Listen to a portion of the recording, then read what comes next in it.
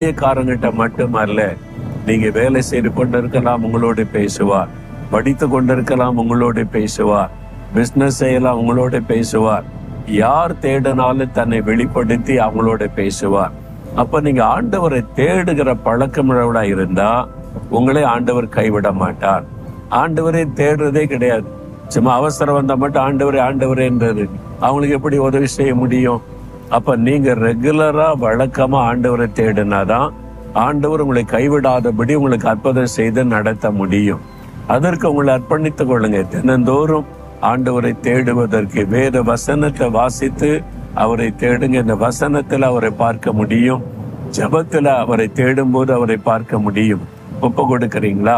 ஆண்டவரே, நான் தினந்தோறும் என் ஜெபத்துல வேத தியானத்துல உம்மை தேடணும், நீர் என்னை கைவிடாமல் நடத்தணும், என்னை ஒப்பு கொடுக்கிறேன். இயேசுவின் நாமத்தில் ஆமேன், ஆமேன்.